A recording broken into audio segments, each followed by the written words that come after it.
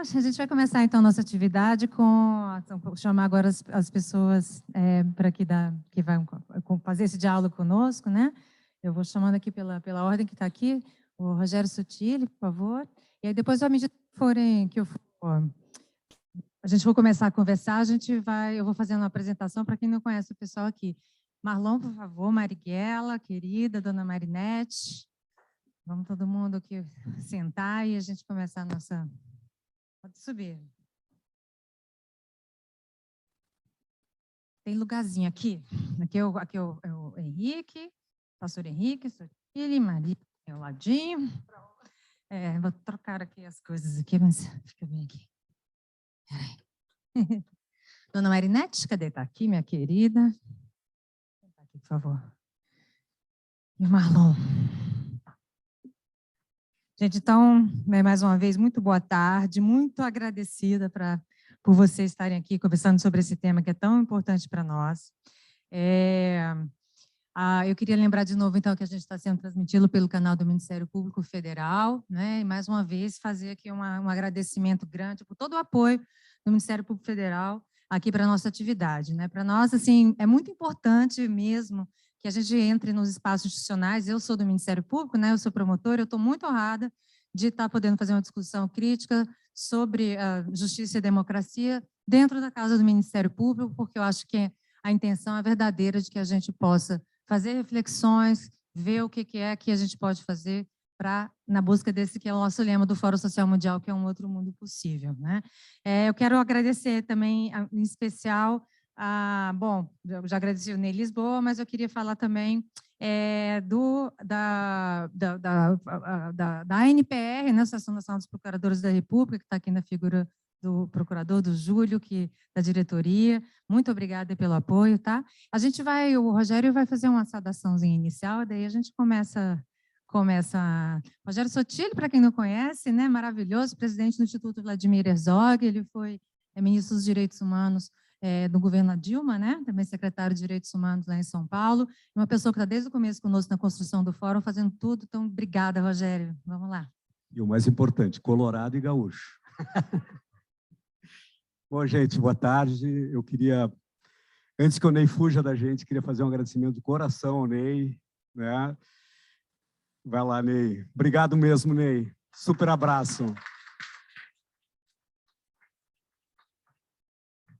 Bom, gente, eu queria agradecer aqui a presença de todas e todos e todes aqui nessa sala de debate. Eu queria agradecer aqui a presença do Henrique. O Henrique é uma figura muito importante, é do Conselho do Instituto Vladimir Herzog, que eu dirijo, e tem dado uma contribuição importantíssima na luta pela democracia e na disputa de valores junto à igreja que ele participa, que é a Igreja Evangélica. É um pastor que tem uma voz que ecoa muito na defesa da justiça, na defesa da democracia e na defesa dos direitos humanos. Então, muito obrigado, Henrique, que é ator, né, cineasta, é ator de teatro, escreveu livros, é poeta, foi vereador da cidade de Niterói, da mesma cidade do Marlon, né, e é uma figura maravilhosa. Muito obrigado, Henrique. Bom, queria agradecer de coração a Marinete, né, por estar aqui com a gente nesse momento tão importante para discutir um tema tão doloroso e tão necessário como e que ela é vítima desse processo também, né, a nossa querida Marinete, a mãe da Marielle. Então, obrigado pela sua presença.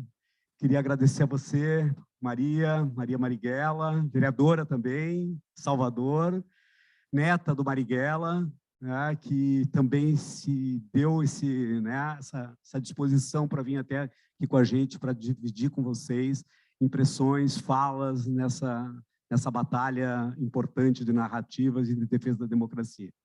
Marlon, querido Marlon, procurador federal, sempre está com a gente para fazer aqueles balanços importantes da história sobre a violência do Estado hoje e ontem.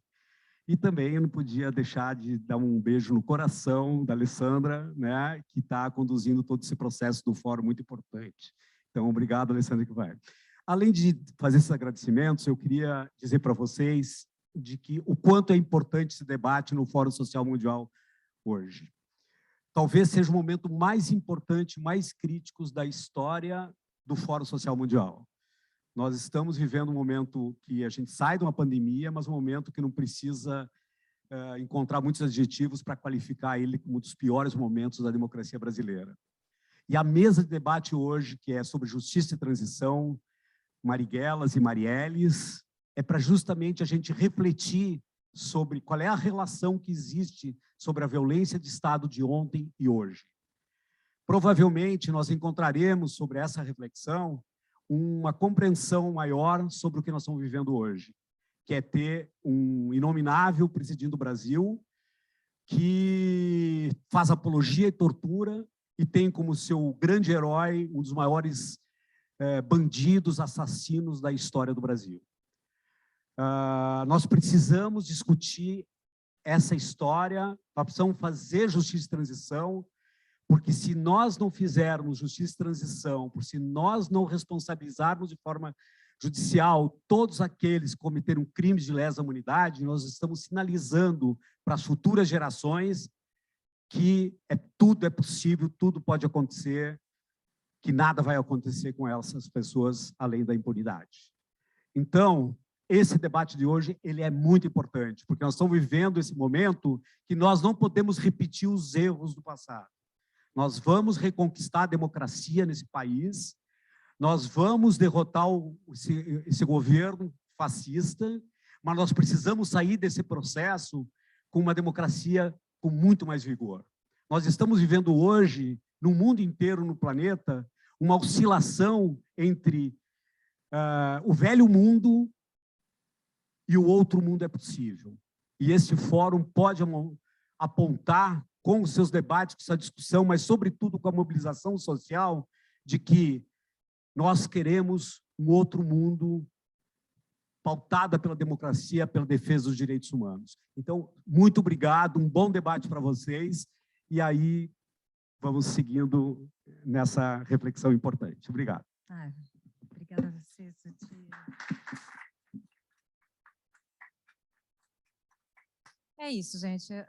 Bom, então eu sou Alessandra Queiroga, eu sou do coletivo Transforma MP, né, o coletivo por um Ministério Público Transformador, e sou do comitê facilitador do Fórum Social Mundial Justiça e Democracia. Esse é o nosso primeiro Fórum Social Mundial sobre Justiça e Democracia, e foi uma necessidade que nossos coletivos acharam de realmente fazer uma discussão bem profunda sobre o sistema de justiça. E esse tema da justiça de transição foi muito, muito, muito caro para nós desde o começo. E aí eu queria dizer que nós vamos fazer aqui uma dinâmica, e eu queria pedir a compreensão de todos e todas, para que a gente faça falas assim, de um máximo assim, de 10 a 15 minutos, no máximo, para que a gente também, se tiver oportunidade, o pessoal converse conosco. Queria dizer também que essa mesa de discussão, assim como todas as do fórum, desse fórum, elas têm um caráter propositivo também, isto é, aquilo que a gente for conversar agora, depois o relator da mesa, que eu não sei se o Marlon sabe, mas é ele, vai sistematizar e vai encaminhar para nós, porque a gente quer, ao final, não queremos que seja só um momento aqui, né? Quer dizer, na verdade, isso é o início de um processo que a gente quer que continue. Então, muito obrigada mesmo, de novo, por vocês estarem aqui contribuindo com isso, para nós é muito importante. Eu queria começar, então, com Maria Marighella. A gente tem até um videozinho para poder passar, né? Eu sou muito fã, você sabe disso. Maria Marighella, a gente tem participado, já participamos de debate há pouco tempo, né, Maria? E Maria, né, sou atriz, professora, gestora cultural, e participou do filme do Carlos Marighella, e fazendo o papel da avó, não é isso? É uma coisa muito, muito emocionante, eu acho. E a gente queria ver se o vídeo está no ponto, gente, para a gente poder passar. Acho que tem que ser...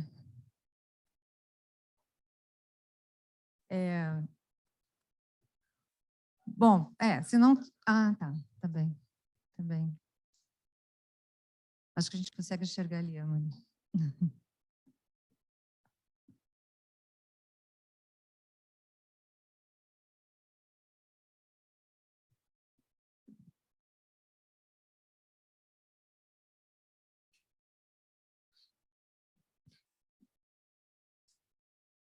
Pessoal da técnica, se achar melhor a gente começar com a fala, eu acho que vai dar.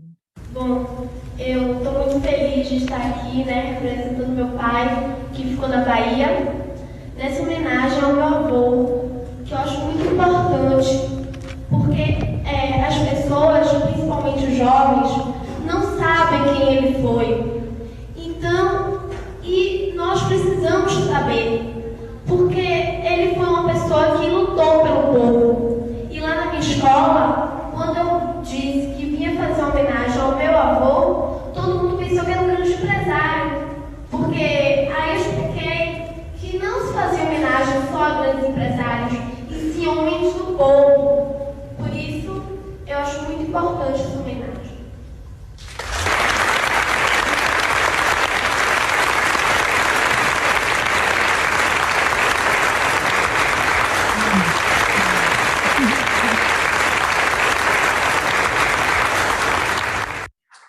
É isso, querida. A gente, assim, queria agradecer muito a sua presença aqui e perguntar para você isso, como é que, se você fazer, dar uma pontuadazinha, depois você, né, só para poder você falar um pouco dessa experiência, então, do filme, né, como foi, assim, que você acha sobre a sensibilização sobre o processo de justiça de transição, né, como é que foi isso aí, estar sendo neta do seu avô e fazer o papel da sua avó, né?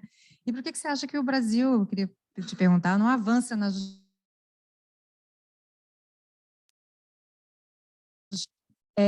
Bom, primeiro, boa tarde a todos. Queria agradecer muito esse momento aqui com vocês todos, nesse momento em que a gente vai refletir no mundo, né?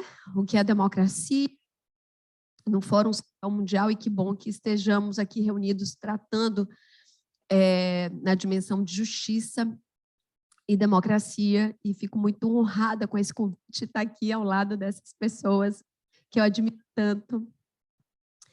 E primeiro queria começar, né, a fala inicial de Alessandra, falando da importância de estar realizando esse evento aqui, né, no Ministério Público, nesse prédio.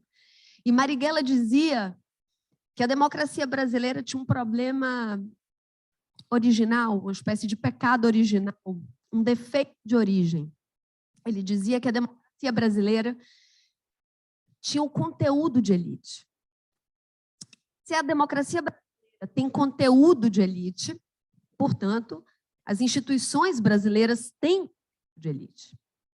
Então, quando os realizadores desse encontro tomam as instituições também por dentro delas e vão questioná-las e vão ocupá-las e vão incidir sobre elas, trazendo responsabilidade sobre a democracia na sua profundidade, acho que a gente já está debatendo e incidindo sobre esse pecado original.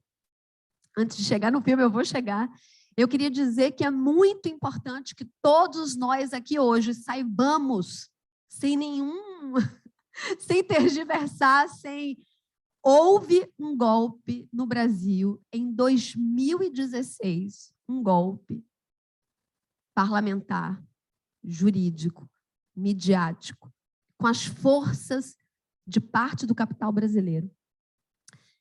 E diferente do golpe de 64, que é um golpe militar, empresarial e também civil, com forças civis organizadas, mas usam o recurso militar para incidir sobre as instituições e fechá-las. O golpe de 16 é um golpe que avança nas instituições e dá a sua cartada por dentro das instituições. E, portanto, eu não poderia deixar de dizer que estar nas instituições, ocupar as instituições, debater as instituições, responsabilizar as instituições, lidar com elas como um ativo de democracia, é o nosso papel e é uma honra estar aqui. Hoje, o poder, né, o governo brasileiro, ele depõe contra as instituições. O nosso caso, não. Nós reivindicamos as instituições e as institucionalidades para a democracia, para uma democracia popular, para uma democracia para todas as pessoas. O poder hoje que incide sobre as instituições e depõe contra elas não pode ser tolerado. As instituições brasileiras precisam servir ao país, ao seu povo, e a distribuição, né, de riqueza, já para distribuição de direitos, para proteção social, política, econômica, humana e civilizatória. Então, o que a gente está fazendo aqui hoje, entre muitas coisas, e debatendo um tema tão urgente, é também disputando essas instituições, de fora para dentro, por dentro, dos lados, ocupando esses espaços, dizendo que não toleraremos qualquer passo dado fora da democracia. A democracia é um arado. A democracia, ela reivindica trabalho diário. É como um alimento que exige o trabalho na terra para que a gente se alimente. Então, estar aqui hoje é cuidar da democracia, é cuidar dessa terra boa, é cuidar desse arado que vai nos alimentar amanhã, né? Porque a democracia nos alimenta diariamente, cotidianamente. Quando nos falta ar, vida, água, não é abstração, é a matéria viva da democracia. E acho que é isso que a gente está fazendo aqui. E esse vídeo me emociona muito, porque esse vídeo é 1989, a primeira eleição direta para presidente depois do golpe civil-militar, que demorou pelo menos 21 anos. Né? A gente fala 21 anos entre 64 e 85, mas nós podemos pensar isso. A minha família tem registros descobertos até 88, por exemplo. Né? Nós temos registros de meu pai perseguido com informações sobre a nossa família até 88. No pleno processo constituinte. Meu pai foi deputado em 82 e ele ainda era perseguido, ele ainda era acompanhado, ainda se tem registros dele por aí. Mas o que é que essa menina ali dizia de um jeito meio atrapalhado? É que de algum lugar de onde eu falava, eu sentia responsabilidade. Rogério, você sabe disso com essa instituição tão irmã, tão amiga, né? Que nós teríamos responsabilidade sobre falar ao Brasil com o que acontecia ali naqueles anos terríveis que avançaram contra a população brasileira, os seus lutadores e lutadoras, que avançaram sobre o parlamento, puseram presidente, tomaram as instituições e empreenderam um projeto político retrógrado, violento, autoritário, violador, que matou, torturou, assassinou pessoas em todo o Brasil.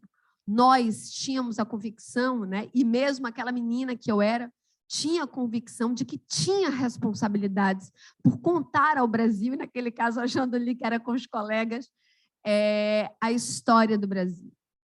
Isso me comove muito, e eu não vou me alongar, porque eu vou chegar no filme Marighella, mas me comove porque foram famílias, foram instituições de amigos, foram pequenas organizações que foram responsáveis pela produção de memória nesses anos mais difíceis. Então, aqui é óbvio que o Brasil fez avanços, eu não vou tratar deles agora, porque ainda vou ter muitas falas, a gente pode falar, e, obviamente, a gente tratou de algumas questões, nós tivemos processos importantes de recomposição de memória, sobretudo nos anos, né, de democracia aqui no Brasil, mas, obviamente, que nós sabemos do passivo em relação a essa matéria e de que foram famílias, pequenos grupos, instituições, partidos, comunidades que fizeram com que o Brasil pudesse, de algum modo, iniciar um processo de reconstrução da sua história. Esse tecido, né, de recomposição de memória que vai nos dar alguma pista de onde a gente vai chegar. E o filme Marighella é parte, né? Eu gosto de falar que o filme não é nem o início nem o fim de um processo. O filme Marighella, de Wagner Moura, é exatamente o meio.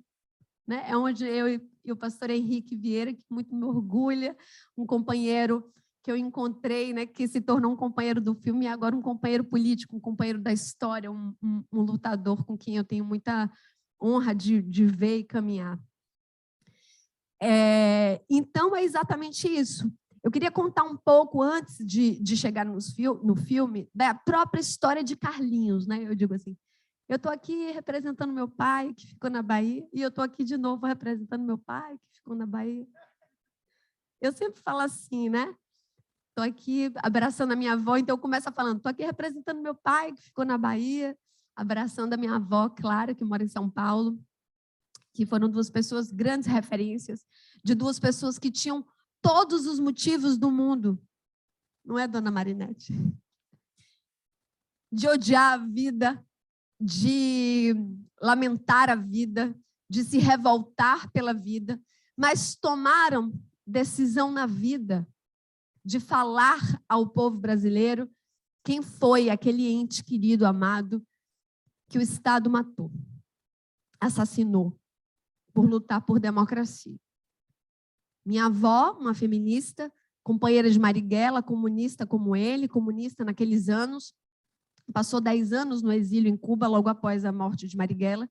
E Carlinhos, seu filho, que tinha 21 anos quando da sua morte, recebeu a notícia do seu pai, da morte do seu pai, numa redação de jornal. Foi acordado em Salvador.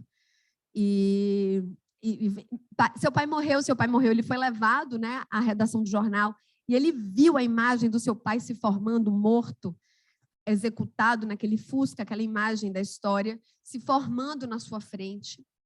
E foi assim que ele soube que o seu pai havia sido assassinado. Ele toma a decisão de sozinho, com o seu tio Humberto, ir para São Paulo para sepultar o seu pai, sozinho, no enterro, sem ninguém.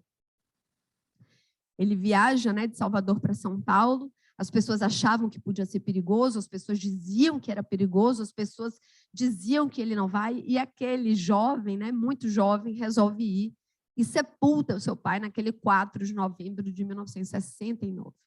Em algum lugar, numa matéria da revista Manchete, tem a foto, assim, de meio de revista, falando da morte do suposto terrorista.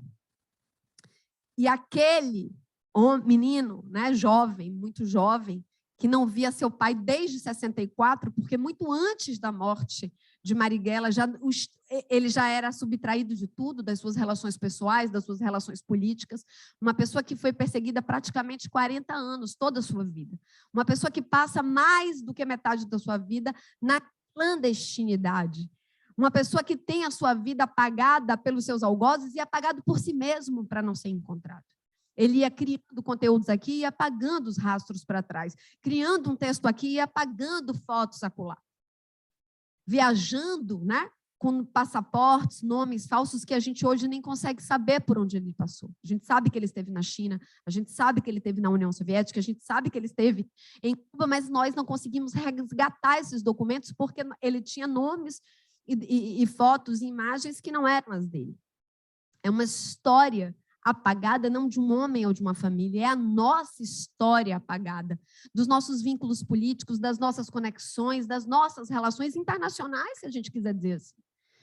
Pois Carlinhos, naquele dia, decide enterrar seu pai e transformar o ato indigno da violência e da brutalidade do Estado num ato de dignidade. Dar a dignidade, conferir dignidade àquele homem que morreu, que é um homem que tinha família, amores, sentimento, vida, laços. Um homem, um dirigente comunista, um deputado constituinte, um poeta, um menino que aos 18, 17, 16 anos escrevia prova em verso, escrevia rima, dava letra, um homicida. Um amante de poesia, porque sua mãe negra, ele admirava Castro Alves, um poeta abolicionista. Esse era Marighella, estudante de engenharia, que podia ser hoje na Bahia, sabe quem? Odebrecht. Mas não pôde sequer concluir o seu curso com a genialidade que tinha, porque o Estado brasileiro não deixou. Hoje, os nossos engenheiros podiam ser Marighella, mas Odebrecht, por quê? Tem algo nessa conta que não fecha. Porque a memória precisa dar conta da memória de todas essas coisas. O filme, eu vou chegar, ele vai dando conta dessa sensibilidade de cada um. Um pouco de política de Estado, mas muita política feita como nós sempre fizemos na lida, na luta, no encontro, na comunidade, na africanidade que nos toca, na letra, no papo, no fuxico, no xodó, no chamego, no entendimento de que alguma coisa está errada. E é assim que os primeiros atos de memória Marighella foram feitos por afetividade, dignidade, reivindicação popular. Não, a coisa está errada. Jorge Amado disse, retiro da maldição e do silêncio o seu nome de baiano. E assim Jorge, seu amigo, companheiro, deputado, fez o primeiro gesto. O filme Marighella, de Wagner Moura, deve a Jorge Amado, portanto, porque foi o primeiro que disse: retiro da maldição e do silêncio o seu nome de baiano. E retira o véu do silêncio sobre essa história que é nossa, que não é minha, que não é da minha família. E nós sabemos disso. E é por isso que eu estou aqui. E é por isso que a gente viaja para onde for para dividir essa história com a certeza de que essa história não é nossa, é nossa. E assim os anos se passaram, exposições foram sendo feitas, livros, poemas, poesia, muita homenagem a acampamento, assentamento sem terra, leituras às escondidas, leitura ainda na ditadura, e assim começaram os primeiros processos. Ana Montenegro, poetisa, feminista. E aí vieram os filmes, né? Silvio Tendler, Isa Grinspo. Isa Grinspo encontra Mano Brown, que diz, poxa, esse cara é mais meu do que seu. E faz a música Mil Faces de um Homem Leal. Ele diz, Isa, esse cara é meu. Esse cara é da minha quebrada, esse cara é da favela, esse cara é meu. E, portanto, Brown se encontra com Marighella e leva Marighella para onde Marighella nunca deveria ter saído. E assim a história vai sendo contada. Mário Magalhães escreve a biografia, que chega em Wagner Moura, que começa uma bravata naquele ano de 2013, aquele ano das jornadas de junho, e que talvez seja, a gente não sabe muito bem quando uma história acontece na história, mas a gente sabe que certamente o ciclo de 16 tem relação e conexão profunda com o ciclo de 13. E Marighella, exatamente o filme, ele começa no ciclo de 13. Enquanto o Brasil vai agudizando a sua crise política, o filme Marighella vai ficando difícil de ser feito na medida em que ele vai ficando mais importante de ser feito. Henrique sabe disso. E vem 14, as tensões, as organizações, as dificuldades de se captar, os empresários dizendo, não, esse filme não dá para mim. Não, não, não. Em 15, 16, aquele suspense, vai haver o filme? Na medida em que o Brasil vai ficando mais difícil, o filme vai ficando mais importante. E Wagner, o artista-diretor, se faz com o filme e começa a atravessar o filme dialogando Marighella, o Brasil e os artistas, e o que seria o papel da própria arte, o papel do próprio campo em relação a esse tempo. E esse filme vai, então, costurando uma espécie de presença pública do que seria, Henrique, a nossa voz nesse ciclo. E é, então, no final de 2017 para 2018, num Brasil tenso de tudo, o filme é feito. Filmado. Algumas manifestações tentaram ocorrer dentro do set do filme, mas aquele filme tão difícil ia chamando as pessoas que foram se encorajando em fazê-las, se aproximando, querendo, desejando, se tornando um pouco Marighella, que é um pouco a história do povo brasileiro. E naquele 18 improvável, já golpeado de 16, o tiro que nos tirou Marielle, o tiro que inscreve esse assassinato brutal no signo golpista, violento e autoritário do Brasil.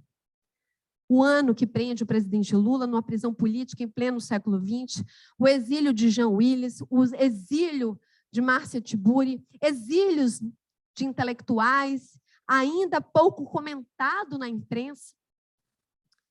E para eu não me alongar mais, o que acontece é que o filme, que na verdade é Marighella, consegue dialogar com esse tempo. E por quê? Justamente porque o Brasil de 18, 16, de 20 ou 22 é o próprio Brasil que não se refez. É o Brasil que não passou por não completou a sua justiça de transição e tem hoje, na vida pública e na vida política, a própria excrescência daquilo que a gente não pôde superar. Marighella, o filme, consegue dialogar e ser odiado, perseguido, assim como muito, justamente porque Marighella sua luta, sua memória, sua história segue vigente.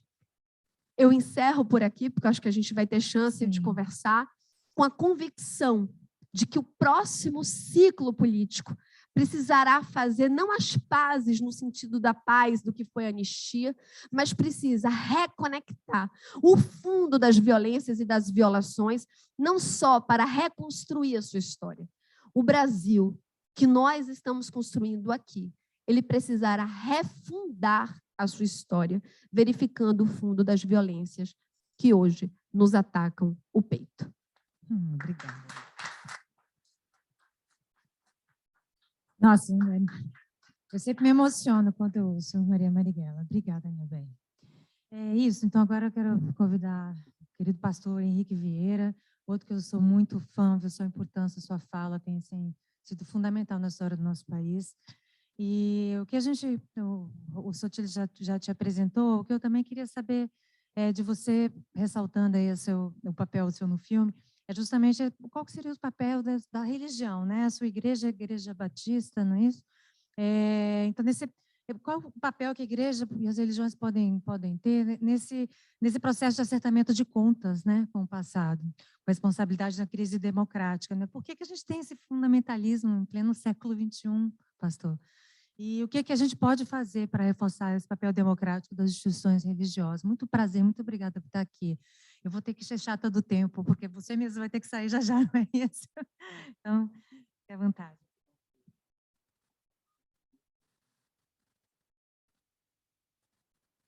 Alô, boa tarde a todas e a todos. Um prazer estar aqui nesse espaço, com esse tema e com essas pessoas. Quero fazer uma fala breve sobre o tema. Depois, se houver tempo, por causa do voo para o Rio de Janeiro, ainda ouvir um pouco vocês. Bem, a compreensão que eu tenho é que a experiência da espiritualidade, a experiência da religião, deve estar a serviço da democracia, da justiça social, do bem comum, do respeito à diversidade, do Estado laico e da emancipação do povo empobrecido e oprimido do planeta Terra, da América Latina e do Brasil. Então, a experiência religiosa que me forma, a tradição da qual eu faço parte, é essa que vincula a religião à luta política por emancipação humana. Fé e política se relacionam necessariamente. O que é perigoso, o que historicamente promove violência, é quando a fé, capturada pelo fundamentalismo, torna-se um projeto de poder, de se utilizar do Estado para, a partir das políticas públicas e da legislação, pautar a vida das pessoas, o comportamento das pessoas e a sociedade como um todo. Portanto, o fundamentalismo religioso carrega a marca da intolerância, de não celebrar a diversidade e se traduz muitas vezes como um projeto de poder. Isso é necessariamente violento, autoritário, antilaico e antidemocrático. Isso precisa ser enfrentado e superado pelo bem da democracia.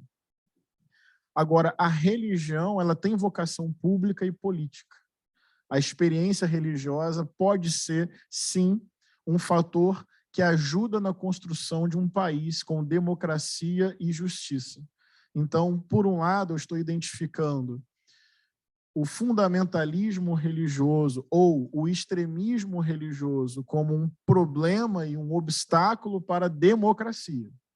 Por outro lado, eu não quero esvaziar o sentido ético, político, emancipador das experiências religiosas. Esse é um ponto de interessante debate. A proposta eurocêntrica, na minha compreensão colonizadora, que transforma a religião em alguma coisa intimista, privatista, esvaziada de um sentido público, também não é aquilo que eu defendo.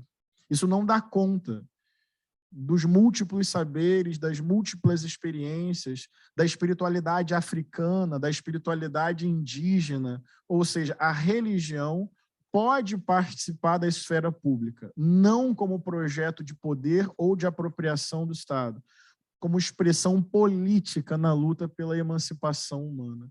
Daí os exemplos também são belíssimos. Dentro da própria ditadura civil-militar, que a Maria tão bem explicou, tinham lá frades dominicanos que, em nome da sua fé em Cristo, estavam defendendo a democracia, se aliando com Marighella e denunciando as arbitrariedades da ditadura. E são muitos e múltiplos os exemplos da experiência religiosa, não como poder, mas como serviço, como expressão ética de amor profundo pela humanidade e compromisso ético com os empobrecidos e os oprimidos. Esta é a experiência religiosa que me forma, é a tradição que me constitui e é aquilo que eu defendo como participação da experiência religiosa na esfera política de um povo e de um país. Sobre o fundamentalismo, especificamente, caminhando para o final, é uma questão muito profunda, histórica, existencial. Já faz muito tempo que a experiência religiosa é capturada por uma lógica dogmática e aquilo que deveria ser abertura para a vida se torna dispositivo de morte. Se você pegar 2000 anos atrás, Jesus Cristo, negro da periferia de Nazaré, ele não morreu quentinho numa cama, ele foi preso, torturado e executado pelo Estado, porque foi entregue por lideranças religiosas, e esse ritual de tortura contou com aplauso e escárnio de parte da população. Então, você pega há milênios o dispositivo político-religioso sendo atravessado pelo ódio e executando em nome da ordem e da moral Jesus de Nazaré. Não é tão recente esse fenômeno que transforma a espiritualidade num pacote fechado e dogmático que petrifica o coração, gera intolerância e indiferença e autoriza e comemora a morte dos corpos descartáveis e heréticos. Jesus foi um corpo descartável e herético, desviado, anormal, fora do padrão, antissistêmico, subversivo e rebelde. Jesus não foi apenas um cara legal, senão ele não teria sido executado. Jesus foi alguém que interferiu na lógica e por isso foi torturado e executado. Agora, eu fiz essa primeira abordagem para mostrar que o sequestro da religião pelo fundamentalismo é muito antigo, mas é verdade, caminhando para o final, que no contexto que nós estamos vivendo, há um avanço significativo dessa lógica do fanatismo religioso. A explicação é complexa, tem várias formas de pensar. Vou pegar uma hipótese para caminhar para o fim do meu raciocínio. Boaventura de Souza Santos, no livro Se Deus Fosse um Ativista de Direitos Humanos, ele faz uma relação entre neoliberalismo e fanatismo religioso no mundo. Porque à medida que você cria uma sociedade, cada um por si, todos por ninguém, você esvazia o sentido coletivo, comunitário e afetivo da vida. Você aprofunda a desigualdade social e a concentração de renda. Você subtrai direitos e mecanismos de proteção social. O neoliberalismo é a face mais perversa do capitalismo. E eu entendo, jogando o debate num plano mais de horizonte histórico, não há democracia verdadeira dentro dos marcos do capitalismo. Eu entendo o capitalismo como um modelo de carnificina. Não tem como você gerir uma sociedade tão desigual, torná-la viável, sem prender e matar muita gente. O genocídio da juventude negra no Brasil não é o sistema dando errado, é o sistema em seu perfeito funcionamento. Uma sociedade elitista, capitalista e racista necessariamente extermina os corpos disfuncionais, sobrantes, indignos, que não têm a cor, o CEP e a conta da cidadania brasileira. Então, para concluir, nessa areia movediça desse pânico coletivo de uma sociedade neoliberal que tira o sentido comunitário e afetivo da vida, vem a narrativa fundamentalista e encontra um espaço para recolocar o indivíduo num chão firme, com sentido, propósito, respostas absolutas para reorganizar a sua vida. No limite, a extrema-direita cresce no mundo como sintoma do capitalismo neoliberal.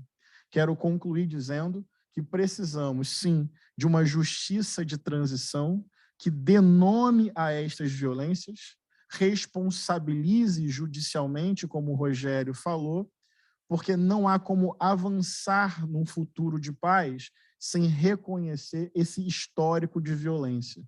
Veja o que acontece com o cristianismo.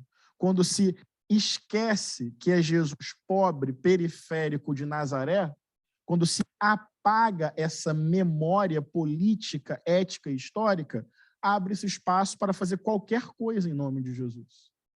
Escravizar o povo negro, exterminar os povos indígenas, silenciar as mulheres, torturar psiquicamente LGBTs, e até um governo autoritário, violento, bélico e fascista usa o nome de Jesus. Por quê? Porque se apaga a memória de quem foi Jesus de Nazaré.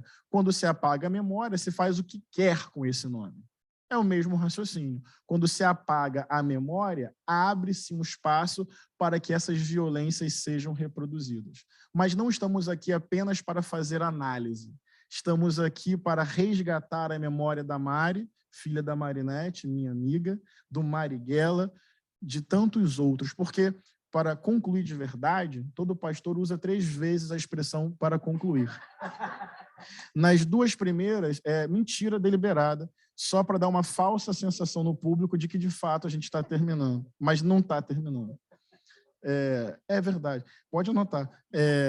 A terceira é aquela verdadeira que bate o bom senso e a sensatez e você conclui o raciocínio. Eu quero só dizer uma coisa assim, a democracia brasileira está em risco, ela é frágil, né? Ela está em risco, mas eu queria fazer uma aposta com vocês. Vamos retomar e aperfeiçoar a democracia brasileira com amplitude, diálogo, seriedade dentro das instituições. Uma ampla frente em prol da democracia para derrotar um projeto de morte. Mas eu queria fazer uma aposta. Não haverá efetiva reparação histórica apenas por meio de acordos institucionais e por cima. Democracia de verdade, eu acredito em rebelião popular organizada. Não é só acordo de chefe. É malês, contestado, conselheiro, comunidades eclesiais. A gente tem muito medo da faísca popular.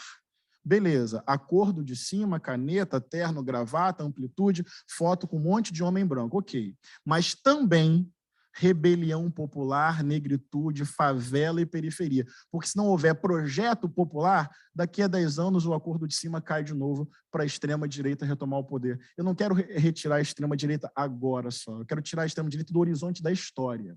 Aí é com acordo por cima, mas vai ter que ter rebelião organizada por baixo.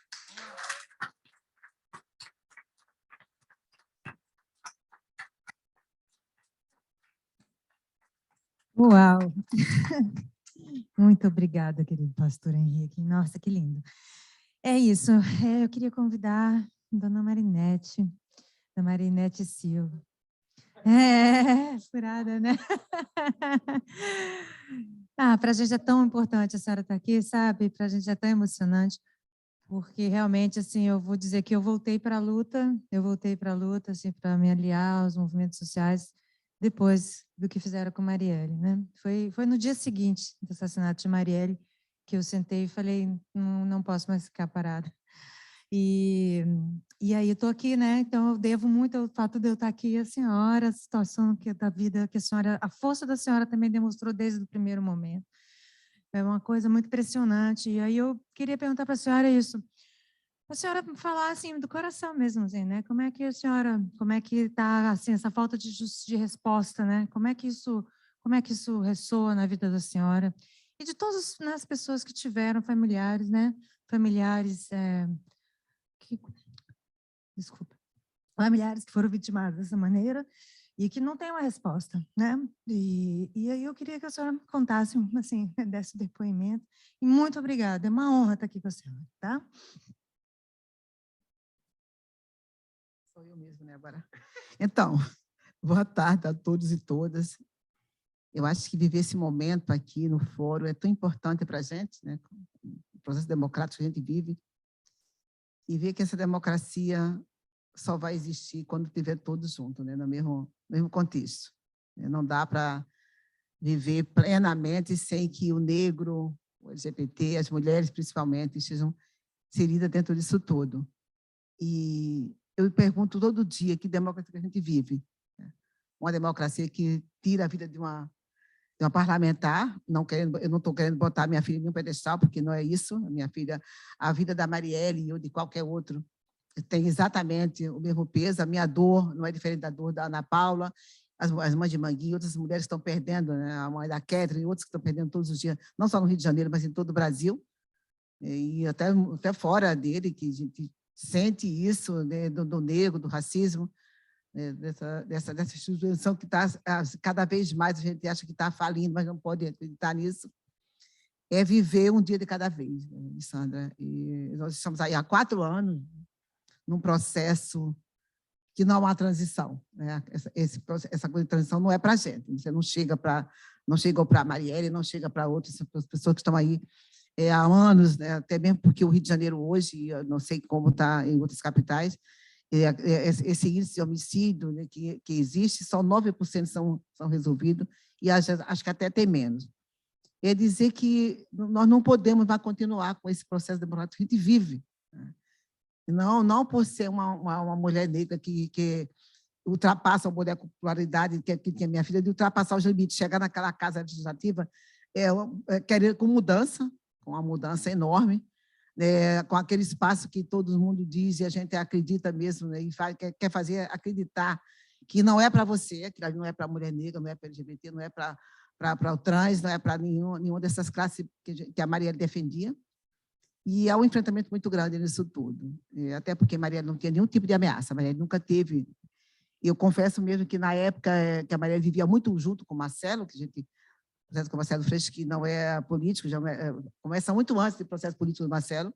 O Marcelo foi professor da ANE no ensino médio, né? Aliás, no ensino fundamental, por conta do vôlei.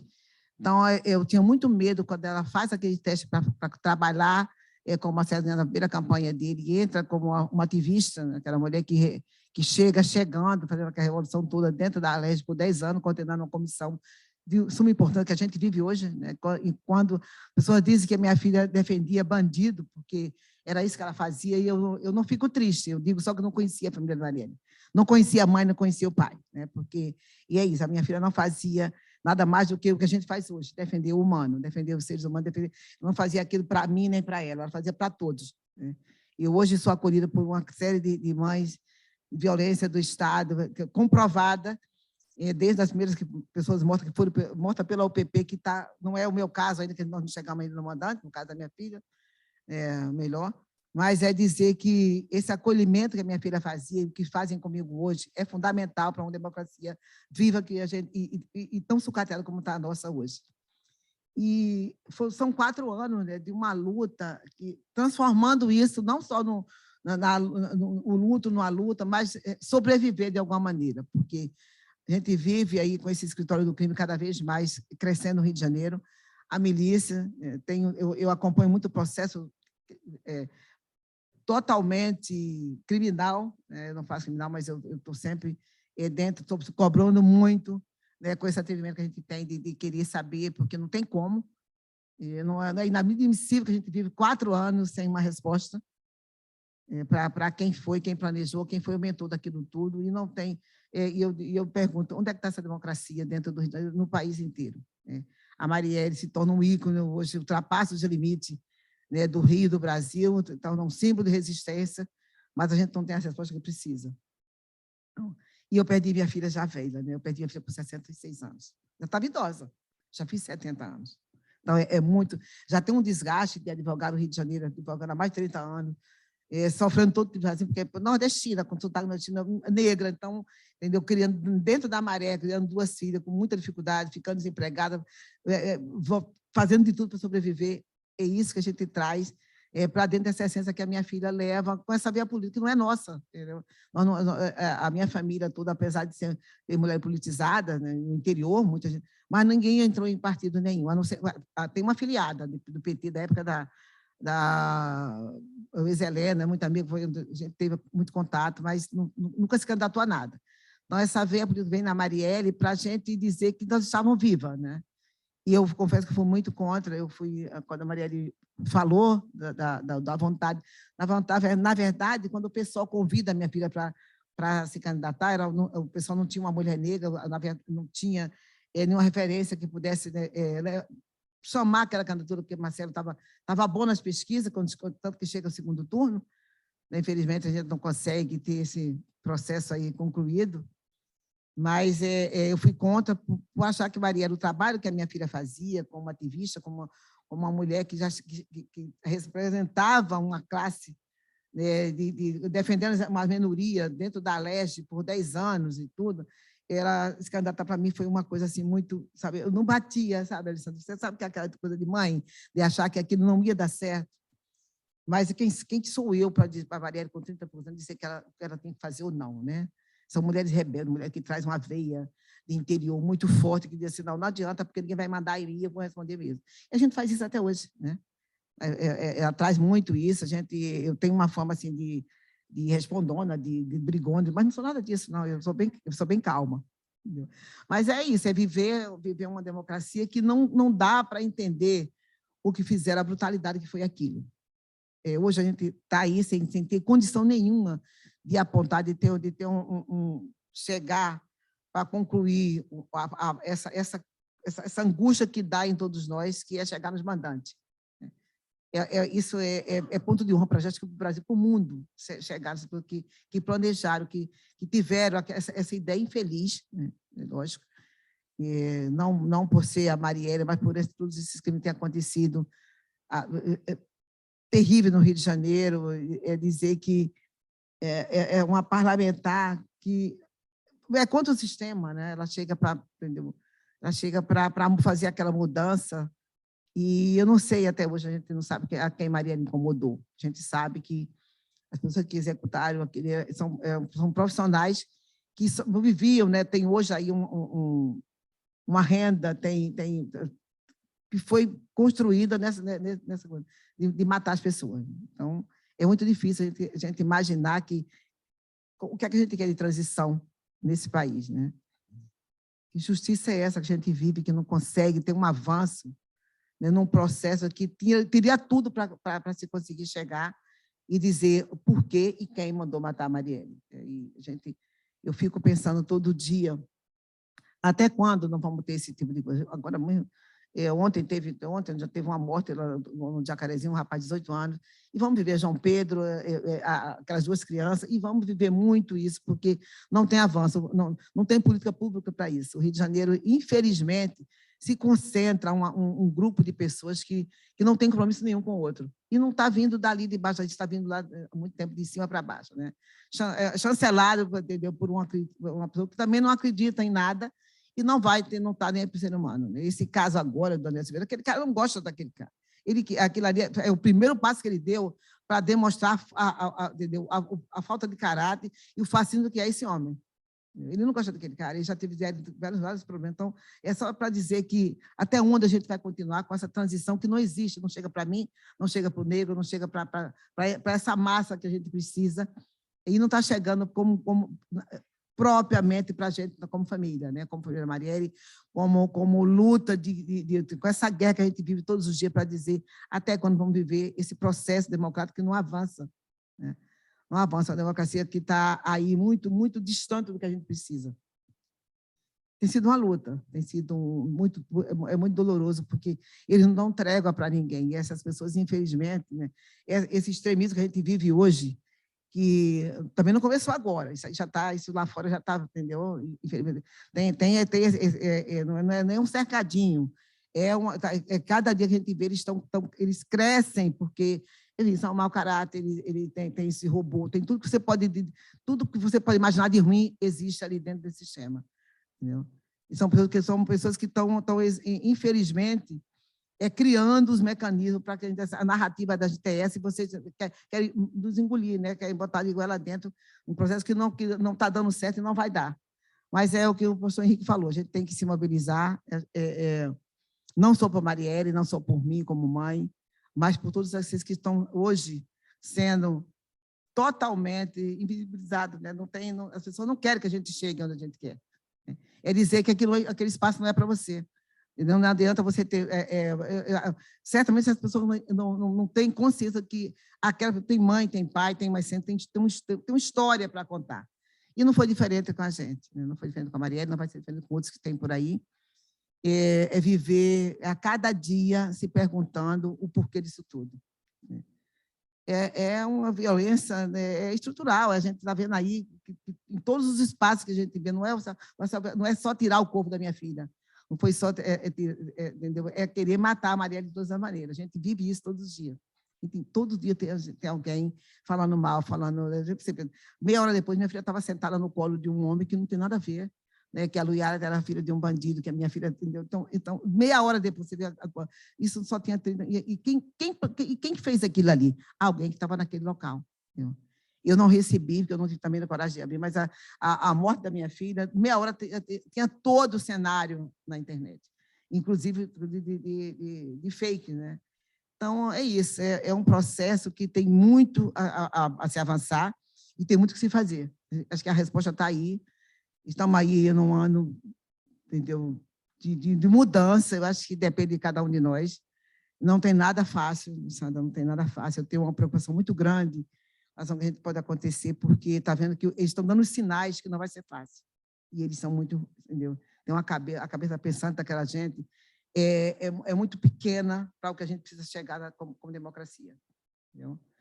E viver todos os dias pensando que como que nós vamos chegar nessa eleição num ano assim emblemático. Eu tenho outro problema, eu vou começar 3 vezes encerrar, brincadeira. Esse júri, né, da minha filha está para ser marcado, né? Então, é uma preocupação muito grande para mim, até mesmo para os promotores que estão aí nas forças-tarefas, sem contar que a gente está no 5º delegado, é muita coisa para acontecer. Tem aí uma figura que poderia ter um avanço, está sendo apontado como desmandante, que só chegou, o telefone chegou agora, tem 1 mês que chegou da DH. Então, onde que ficou esse telefone desse homem trancado que a gente não consegue saber? Isso é inadmissível dentro de um processo, dentro de uma barbárie como foi com a Marielle, né, e o Anderson. Então, é difícil. Se você parar, você não tem como juntar essas pontas, tem muita ponta solta ainda. Mas para dizer que 5º delegado, sem nenhuma resposta. E como é que a gente faz para chegar a esses mandantes?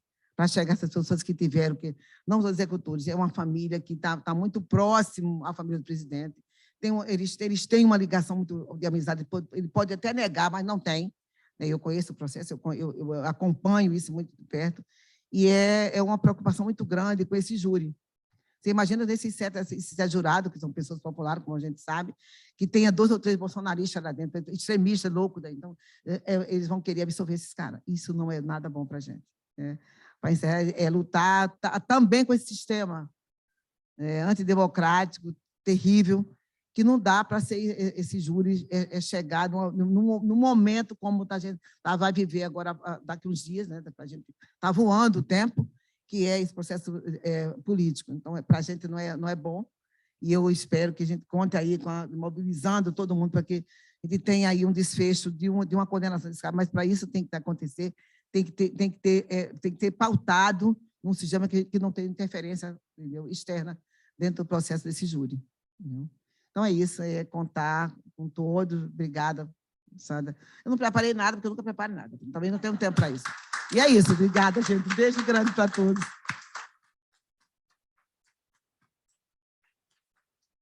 Querida amada, vocês vão ter que ir já? Poxa vida. Depois eu vou pegar a cópia para ouvir o Marlon, e a gente vai precisar sair, porque senão a gente perde o voo. tá? Então, um beijo para todos vocês, Maria querida, Marinete, Alessandra, e todos vocês. Obrigado, viu, gente? Muito obrigada. Obrigada.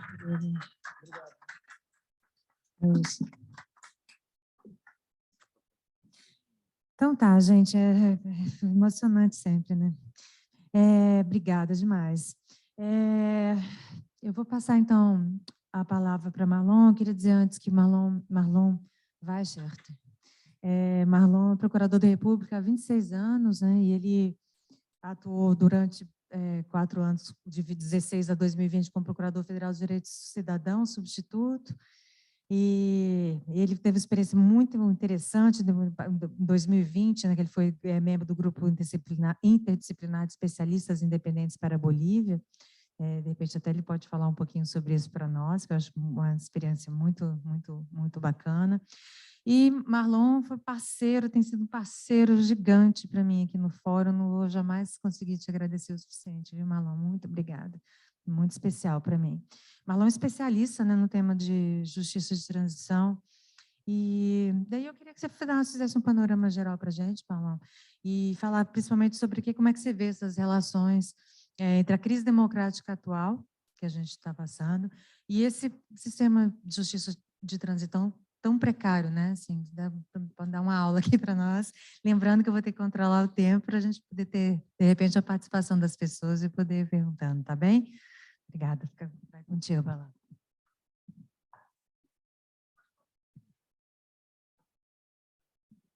Bem, super obrigado, Alessandra. Oi, Maria, Marinete. Boa tarde a todas e todos. Para mim é uma alegria e, na verdade, é quase que uma maldade, né, ter me deixado por último. A Alessandra vai ter mais uma dívida comigo, né? Porque, gente, depois de falar, de eu escutar a Maria, de escutar o pastor Henrique, de escutar a Marinete, eu fico com vergonha. Na verdade, eu tenho perguntas para fazer e não vontade de falar nada, porque tinha vontade de falar do filme, né, de coisa linda que foi o filme, a surpresa que foi para mim, a abordagem que Wagner deu e que vocês desenvolveram. Para mim é um filme claro, li muita coisa sobre seu avô, conheço teu pai, aquela coisa de importante, e ver que, de repente, é um filme que fala de pessoas, fala de gente, fala de sentimentos, né? E que, sinceramente, me tocou muito, fiquei muito empolgado. Daí a necessidade da gente juntar vocês aqui com a Marinete, né? E tem, para mim, uma questão muito importante dessa coincidência de fórum, Marielle, né? Porque foi durante o Fórum Social Mundial de Salvador, eu lembro, estávamos na mesa à noite, depois de um dia de atividades, quando chegou a notícia, né? Então, tem um simbolismo também importante da gente estar agora no primeiro fórum depois de Salvador, porque a pandemia não permitiu que fizéssemos antes, render também homenagem, falar disso, né? Da importância que Marielle teve e tem e terá para todo mundo que acredita num mundo diferente, num mundo melhor, né, em outras opções. Eu vou tentar muito rapidamente, Alessandra, falar um pouquinho, acho que para tentar entender essa conexão entre presente e passado, ou, na verdade, que é tudo uma coisa só, tudo ainda é um presente infinito, né? Porque eu acho que a gente precisa compreender, antes de tudo, o fenômeno do autoritarismo no Brasil, né? E por que, de certo modo, parte da sociedade brasileira ainda louva, admite a louvação, ou seja, o que for, a ditadura e aos torturadores e a toda essa excrescência, né? Eu acho que a gente precisa entender que a ditadura brasileira está muito enraizada, o autoritarismo, né? O Brasil teve uma ditadura de 21 anos, longeva, muito, muito, muito longeva, e teve algumas características que foi, e desse ponto eu acho que eles foram, de certo modo, geniais, de que utilizou o aparato estatal. Normas foram produzidas dentro de um suposto marco legal, né? 2 constituições foram escritas, sei lá, dezenas de atos institucionais e de atos complementares. Houve todo um aparato normativo, uma institucionalidade normativa.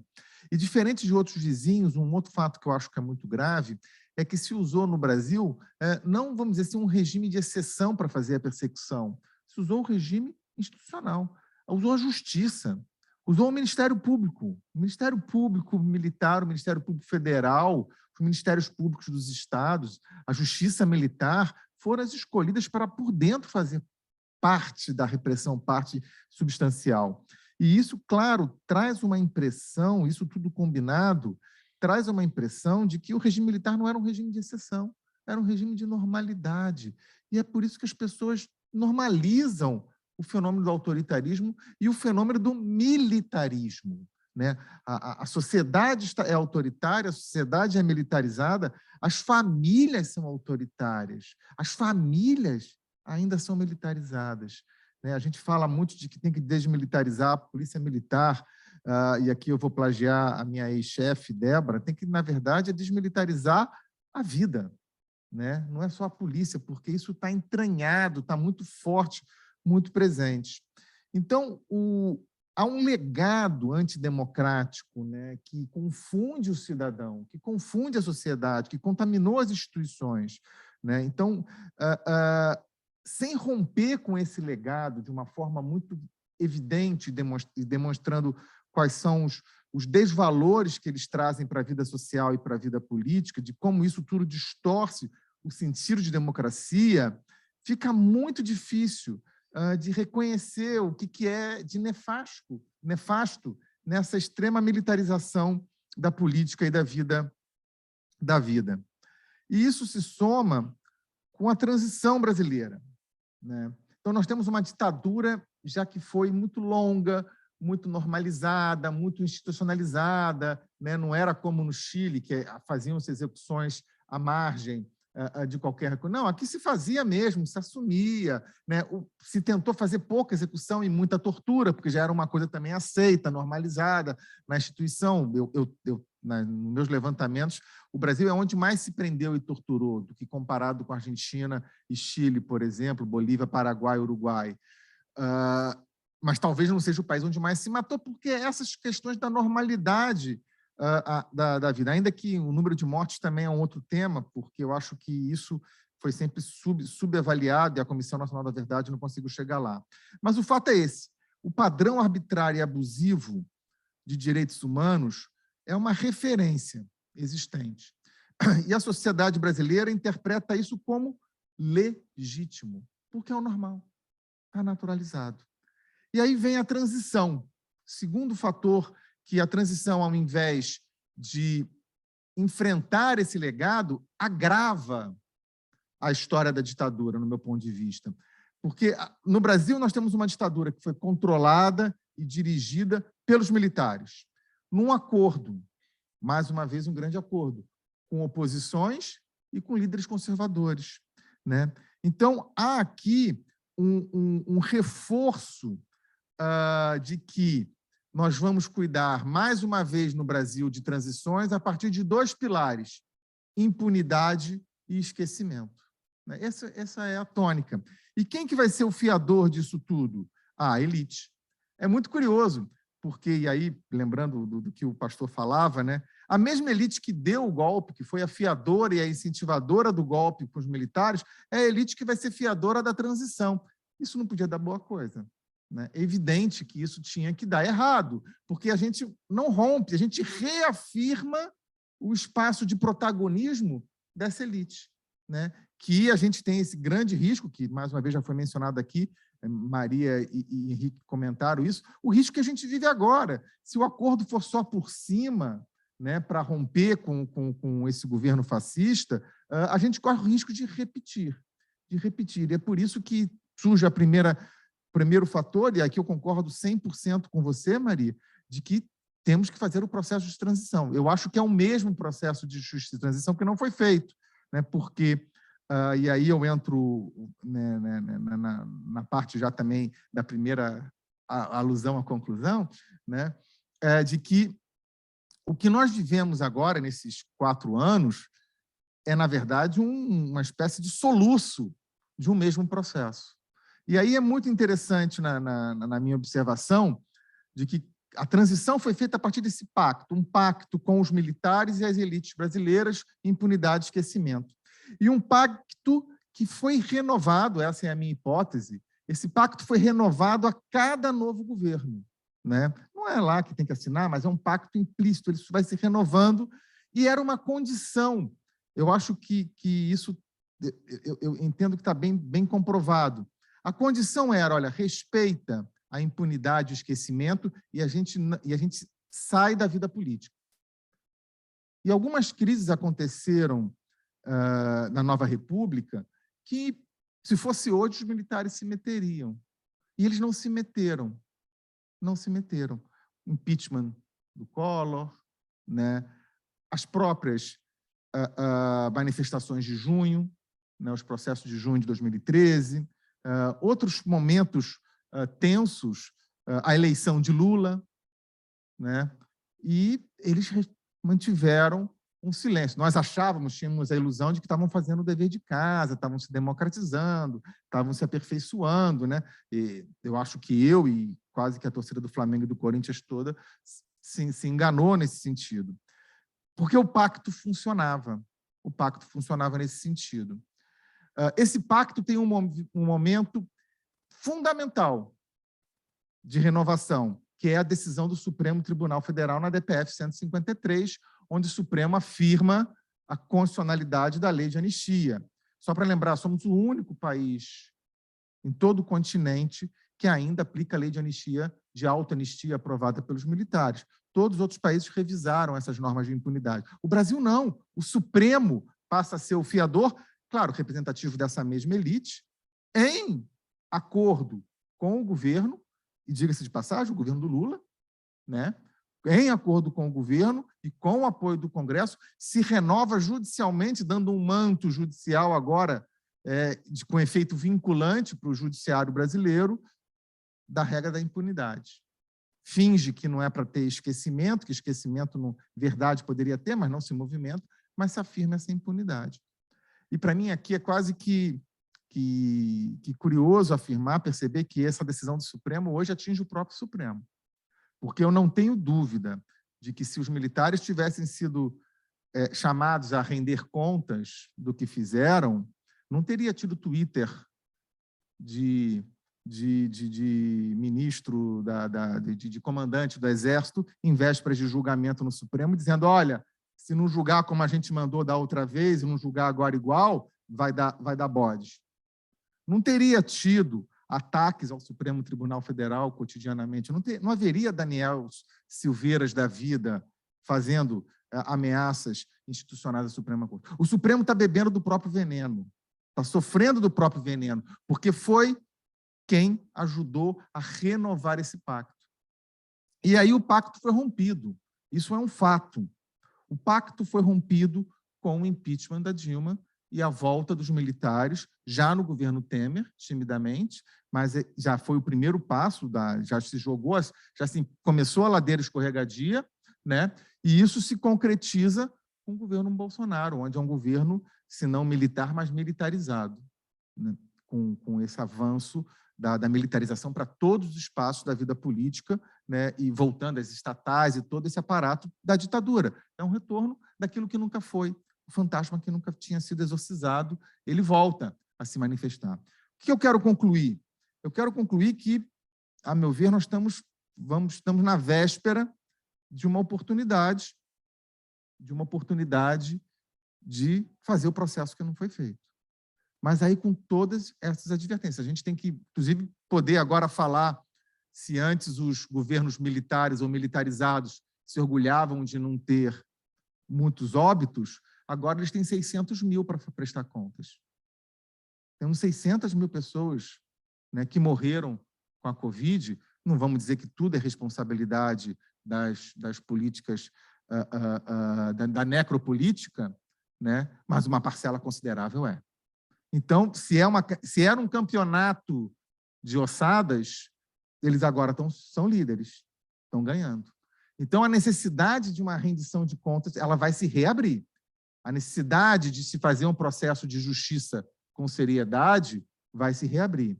Da justiça que reúne ditadura mais os 4 anos desse fascismo institucionalizado e militarizado que nós estamos vivendo. Agora, isso vai ter que passar por esse acordo, que, se for o acordo onde quem dita as regras é, novamente, a mesma elite que deu os golpes da história desse país e que, de certo modo, vão dar o fio do bigode dessa vez, nós temos o risco de repetir e continuar dando voltas, chegando ao mesmo ponto. Por isso que é muito importante, quando a Alessandra falou do Fórum Justiça e Democracia, é disso que a gente está falando aqui. Se a gente quer ter realmente uma democracia que se consolide, que avance, a gente tem que trabalhar a justiça, mas não a justiça que nós temos, essa justiça classista e racista. Nós temos que falar de justiça com J maiúsculo, essa justiça que vai tratar das questões mais importantes. E se não considerarmos que as questões de direitos humanos são as mais importantes, então a gente está necessariamente fadado a um insucesso, a repetir essa situação. Obrigado, Alessandra.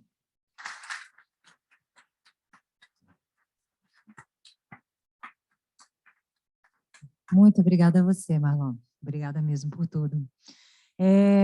Eu queria, assim, vou passar, assim, ver se as pessoas que estão aqui, se têm perguntas e tal, alguma coisa para a gente poder interagir, né? Esse é o espírito do Fórum Social Mundial de Justiça e Democracia.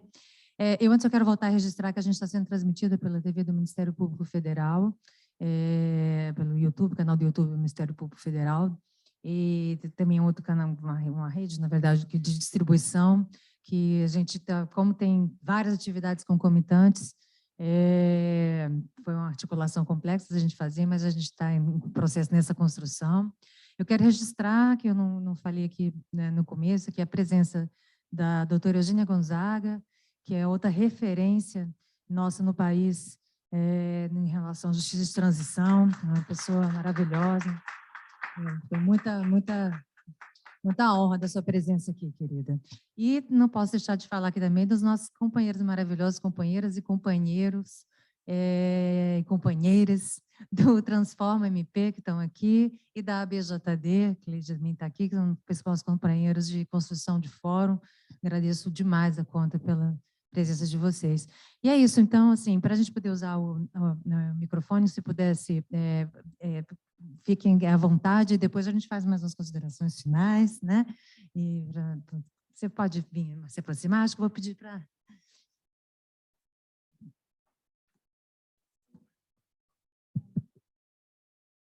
Olá, boa tarde a todos. Quero cumprimentar aqui as autoridades presentes. Dizer que é um grande prazer eu estar aqui neste fórum hoje falando sobre justiça e direitos dos povos e do planeta. Meu nome é Gabriela Cruz, eu sou assistente social, sou estudante de Direito, sou líder nacional do Movimento Negro, sou ex-secretária de Ações Afirmativas da CEPIR, a extinta Secretaria de Promoção da Igualdade Racial. Infelizmente, podemos dizer que nesse atual governo nós perdemos as nossas conquistas e lutas históricas do movimento negro. E eu quero dizer que, para mim, é um prazer hoje estar acompanhando a dona Marinette. Me sinto aqui como mulher negra, como uma ativista de direitos humanos. Ela me move, me deixa emocionada, me deixa trêmula, porque ela me dá uma responsabilidade muito grande de lutar pelo meu povo preto, que sofre com as feridas, com as mazelas do racismo institucional, do racismo estrutural e sistêmico. Dizer que nós, mulheres pretas desse país, precisamos garantir o nosso direito de fala. Nós não queremos mais ser silenciadas. A Marielle nos deixa um legado, nos deixa uma força, nos deixa uma ancestralidade de um dever de romper com essas violências que nos acometem todos os dias. Os nossos jovens, que nem é mais 23 minutos, o tempo diminuiu, os nossos jovens negros, as nossas mulheres negras, os nossos jovens são as maiores vítimas de violência desse país. Nós queremos uma democracia plena, e não há uma democracia plena com racismo, com desigualdade, com homofobia, com LGBTfobia. Não há uma democracia plena com vulnerabilidade social, com fome, com sede, com falta de saneamento básico, com falta de direitos, né, com direitos que estão sendo dizimados a cada dia por esse atual governo. Nós não queremos mais, né, viver das migalhas, nós queremos direitos plenos, igualitários, nós queremos uma justiça igualitária que possa olhar os nossos povos indígenas, os nossos quilombolas, os nossos mais velhos, os nossos povos de terreiro, as nossas casas de terreiro, a nossa ancestralidade, a nossa luta, o nosso saber ancestral. e o nosso saber intelectual. Nós vivemos também um racismo epistemológico. Nós, negras, que representamos Marielle Franco, queremos direitos, queremos estar nos espaços de poder e decisão, queremos estar nos espaços do legislativo, do judiciário, do executivo. E ela é um legado, é uma memória que me move. E, nesse momento, dona Marinete, eu estou aqui emocionada e com muito prazer de estar ao seu lado, ao lado da Alessandra, ao lado da doutora, que está aqui organizando muito bem e acolhendo muito bem, porque Marighella, eu como assistente social não posso deixar de dizer que a acolhida, a escuta e a garantia de direitos plenos e efetivos é a peça-chave para uma educação, para uma saúde, para uma assistência social, e que nós possamos novamente colocar nessa agenda pública as nossas necessidades e os nossos anseios. Marielle, presente. Presente.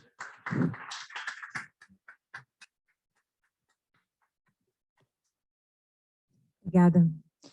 Fabiano, você pode vir aqui até para a gente poder captar, então? Obrigada, gente. Fabiano Pessoa, nosso companheiro do Transforma MP.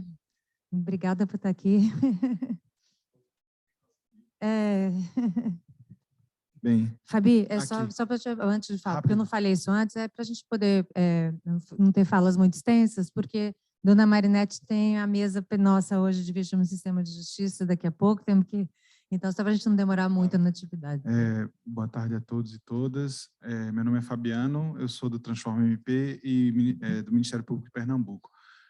Queria parabenizar a Alessandra por todo esse arranjo que está fazendo com que a gente possa renovar, apesar da tristeza das coisas, da tristeza das constatações, né, dos retrocessos, mas poder analisar tudo isso com os olhares múltiplos que estão sendo produzidos aqui nos realimenta também de forças para que a gente possa continuar seguindo.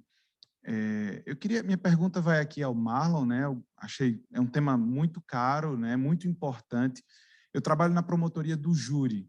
É uma promotoria que, em tese, tem uma função, falo em tese, porque tem uma função de estar reparando parte da dinâmica diária de eliminação, né? Porque o homicídio é a eliminação da existência de indivíduos. Eu costumo dizer no júri que ele fere não só um direito individual, mas é o próprio pacto social. Você pode consentir com qualquer...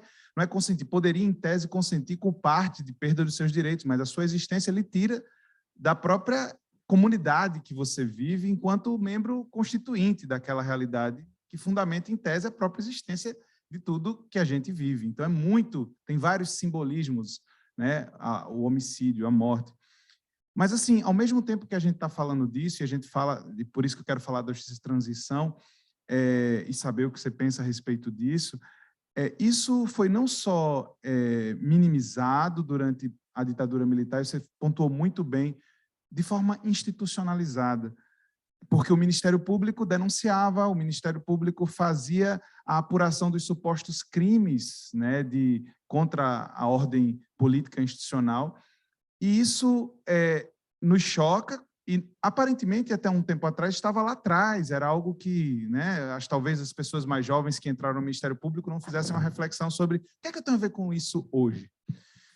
Mas hoje a gente continua tendo problemas muito sérios com a ausência de controle externo da atividade policial, nós temos uma subnotificação das mortes, nós temos investigações policiais deficitárias, possivelmente, muitas vezes, indicação de autorias equivocadas, prisões que não condizem, eventualmente, com aquela autoria, mesmo no campo do júri.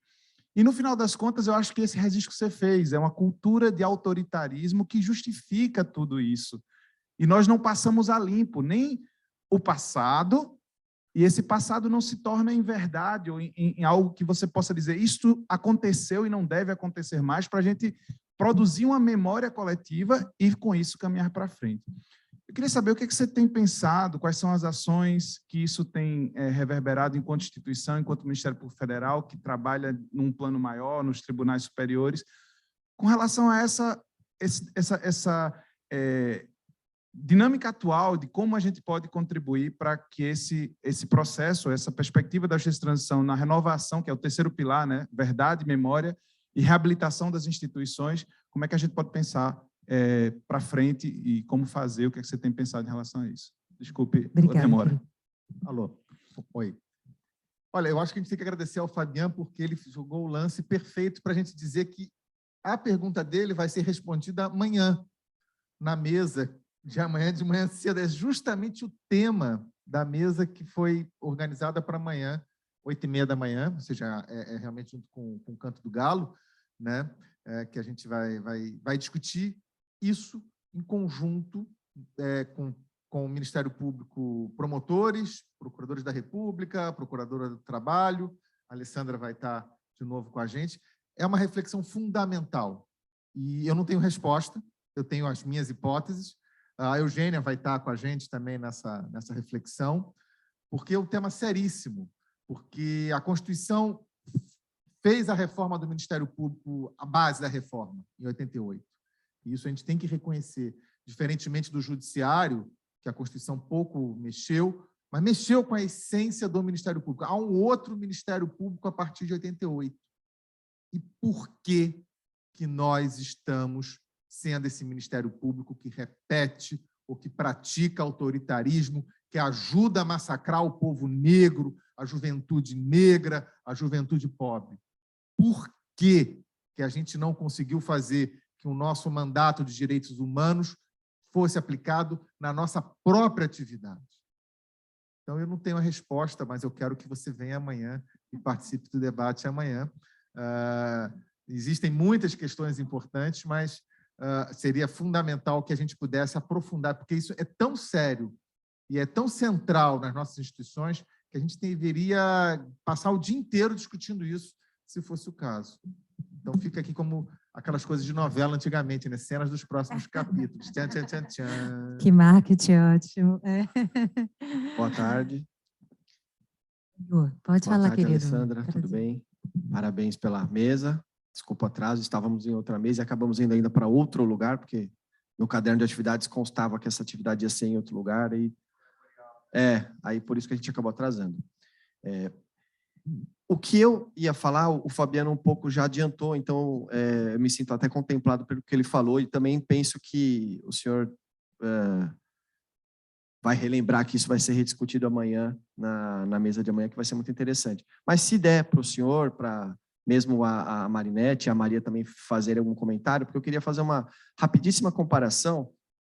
A Comissão Nacional da Verdade constatou que durante os 21 anos da ditadura houve 430 mortos e desaparecidos, alguns milhares de torturados, presos, tal, se eu não estiver enganado, 1.300, eu não sei exatamente o número, mas algo parecido com isso. Hoje nós temos, em um ano, 6.000 pessoas mortas pela polícia, né? E 800.000 presos sofrendo tortura em campos de concentração, porque a maioria das prisões no Brasil são campos de concentração, não é? E aí a gente entra no paradoxo, porque tínhamos uma ditadura declarada que cometeu todas aquelas atrocidades, tivemos uma transição para a democracia, não houve uma justiça de transição, só que na democracia as mesmas práticas ditatoriais continuaram e pior, muito mais aprofundadas, não é? Então, eu ia deixar aqui uma ideia, se os senhores pensam que nós teremos que ter uma nova justiça de transição, quando, eu não sei quando, não sei se vai ser numa nova Constituição, se vai ser, quando que vai ser. Hoje nós assistimos a palestra do professor Alisson Mascaro, e ele falou que esse regime ele está em franca decomposição, ele está para entrar em colapso total, né? E isso vai representar um aprofundamento do neoliberalismo, do massacre do povo pobre, etc. e tal. Então, né, vamos resgatar a democracia. Tudo bem, mas qual democracia? E vai haver necessidade de uma nova justiça de transição? Eu penso que sim, né? E aí, ou a gente conversa um pouquinho sobre isso hoje ou amanhã. Muito obrigado. Obrigada, Gustavo. Gustavo foi nosso coordenador do Transforma MP por 3 anos, fundador foi coordenador, e assim, uma honra aqui estar contigo. Eu vou fazer assim, então, gente, por causa do avançar da hora da dona Marinete, eu vou passar para cada um dos nossos 3 aqui convidados maravilhosos, e para a gente poder falar um pouco, fazer as palavras finais e responder a intervenção do Gustavo. E daí, infelizmente, assim, não dá para a gente abrir mais assim, porque realmente já temos com 2 horas de atividade e, né, dona Marinete tem mesa, então eu queria, ainda vai se arrumar, mais arrumada que ela está. Então, eu agradeço e vou passar aqui, então, aqui a ordem aqui do meu lado, tá, Maria? Se você puder, vai depois passar. Eu queria já dar um abraço em Eugênia, tivemos uma mesa querida, e, bom, professor Marlon aqui, mas eu não tenho dúvida alguma de que nós vamos precisar passar por um processo de justiça de transição. Eu não tenho a menor dúvida de que nós estamos, né, não só que nós não fizemos um processo de justiça de transição completo, e o professor já fala, eu já estou chamando de professor pela aula, mas Marlon, né? Eu já estou aqui querendo fazer essas conexões, mas eu não tenho dúvida de que nós vamos precisar rever. Quando a gente pensa só no governo Bolsonaro e os desmontes e os ataques deliberados, eu sou do campo da cultura, só em âmbito da cultura, eu não vou falar da justiça de transição nesse caso, para usar esse exemplo, mas a recuperação das violações, das perseguições, das censuras, dos ataques, agora mesmo a destinação, por exemplo, de recursos no montante de R$1 bilhão de promoção à cultura armamentista. Ora, se isso não tem verificação, se isso não tem controle, se isso não tem processo, se isso não tem revisão, é impossível desnaturalizar aquilo que Marlon fala, que está absolutamente naturalizado num processo que eu tenho chamado de indistinção. Há na vida pública e na vida política hoje um fenômeno, um sintoma de indistinção, inclusive de projetos, que faz com que a população, no geral, não consiga nem distinguir projetos. Tal qual a aproximação colocada e uma espécie de a naturalização trazendo indistinção a projeto político, né? Quando o próprio projeto em curso se apropria de linguagem, faz confusão, assim, é um processo muito complexo, fundo, que vai reivindicar, não sei se com justiça de transição, que vai reivindicar um conjunto de práticas, de políticas. Eu já ouvi falar, por exemplo, coalizão de direitos humanos, eu já ouvi em algum debate. Tem um conjunto de reivindicações que eu acho que a gente vai precisar formular. Para completar, e aí mesmo por causa do avançado, eu confesso que eu ficaria aqui mais umas 3 horas, dadas, eu realmente estou muito mobilizada assim, com as falas, com o encontro, com as perguntas. Eu já vou para 8h, vou ter que ir agora, essa propaganda me mobilizou, mas eu queria comentar algumas coisas das falas, né? Eu queria dizer que quando o Estado brasileiro não responde quem mandou matar Marielle, o Estado brasileiro é responsável por esse. Eu não sei do ponto de vista jurídico, mas a responsabilização de não responder torna o Estado corresponsável, cúmplice, e nós precisamos também tratar disso. É um símbolo de responsabilidade, que faz com que as coisas para a população fiquem muito difíceis e ajuda esse processo de que Marlon fala de naturalização, ou seja, algo dessa violência. E, embora Dona Marinete fale, né? Minha filha, não, ela é uma parlamentar. E justamente para o cumprimento da atividade parlamentar, a parlamentar precisa de alguma proteção, que não é porque a população não precise de proteção, mas a atividade parlamentar ela necessita um outro tipo de informação justamente pelo contato com um tipo de prática pública que vai exigir liberdade, vai exigir trânsito, vai exigir... Então, ela precisaria, sim, ser protegida.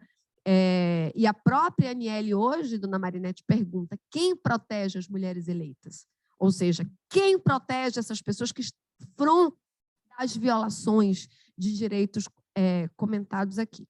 Então, quando o Estado não responde, ele é responsável. Quando ele não responde, ele colabora na naturalização. E aí, queria dar um exemplo de que quando Carlinhos, meu pai, foi preso, em 75, ele tem, Marlon, um depoimento que é assim, ele foi encapuçado, e Carlinhos foi preso em 75 numa operação chamada Operação Radar, ou uma operação comandada pelo coronel Carlos Alberto Brilhante Ustra, nesta Operação Radar, que é uma operação nacional, que foi responsável pela prisão, tortura e assassinato de Vladimir Herzog.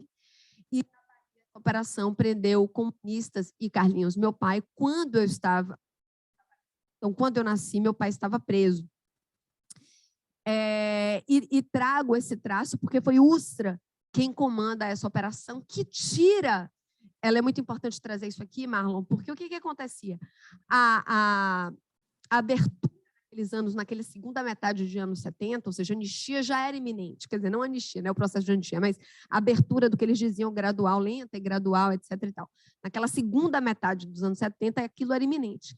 A Operação Radar, então, ela impõe uma retirada de um conjunto da sociedade, da cena política, para que justamente esse conjunto da sociedade não participasse, portanto, do processo de transição. Marlon traz essa cena, essa é uma cena muito viva hoje ainda, né? Assim, ela me toma quando você traz, né? A relação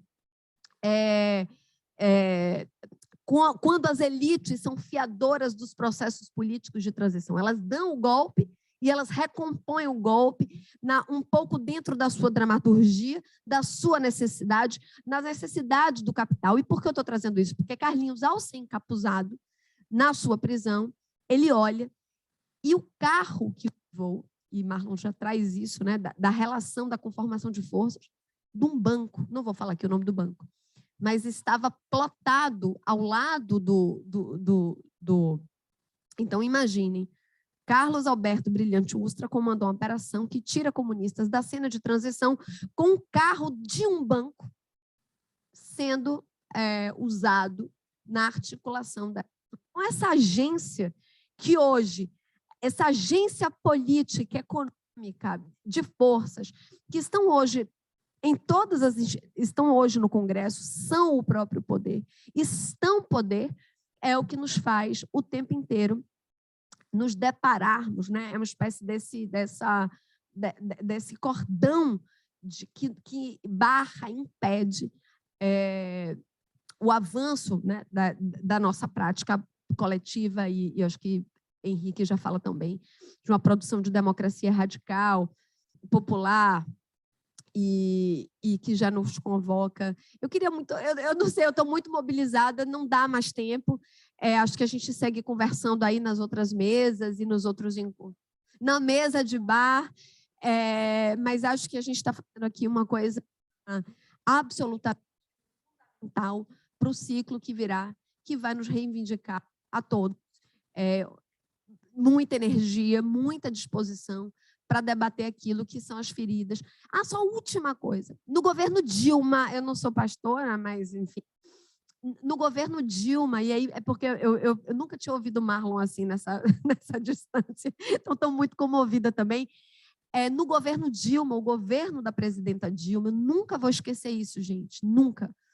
Eu acordei um dia e os Agulhas Negras, haveria ali uma formatura de um ano, e os Agulhas Negras convidaram o então deputado Jair Bolsonaro para ser o homenageado da turma.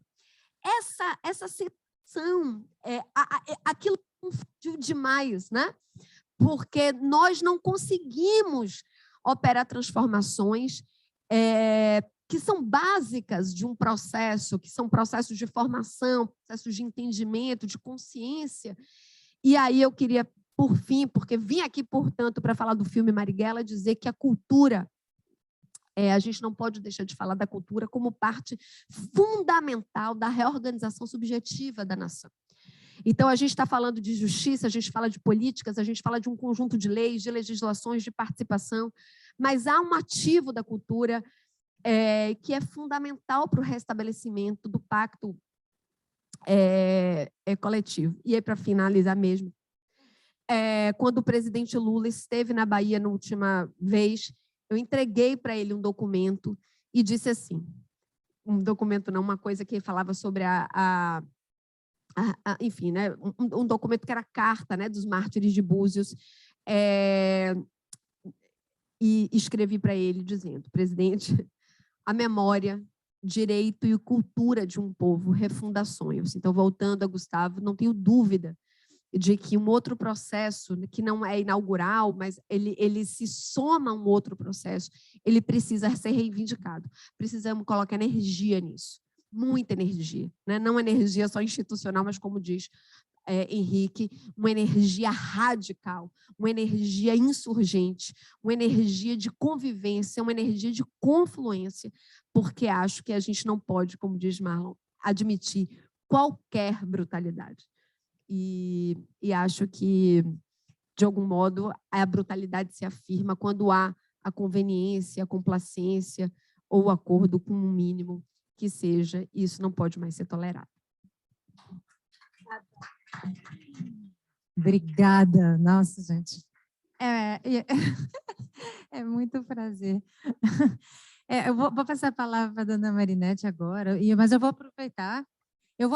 Só para poder ter uma companheira das assim, mais companheiras que eu já tive na vida nesse processo, que é Cleide da ABJD, me mandou aqui uma mensagem pedindo que ela queria fazer uma homenagenzinha, né? E então entregar aqui umas flores. Boa tarde, é um prazer imenso. A Alessandra é sempre muito generosa. Obrigada, Alessandra. Maria, eu trago para você um abraço da Escila e de todo o GT de Cultura, do nosso Fórum Social.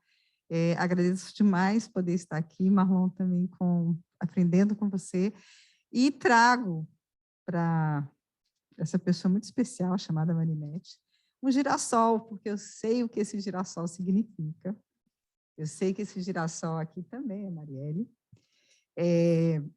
Para te dizer que ela está com a gente, ela nos dá força, você nos dá força, e que esse amarelo aqui, amarelo de saúde, vai fazer com que você tenha ainda mais saúde, para que a gente, no próximo fórum, possa comemorar a virada democrática, porque ela virá impávida, ela virá.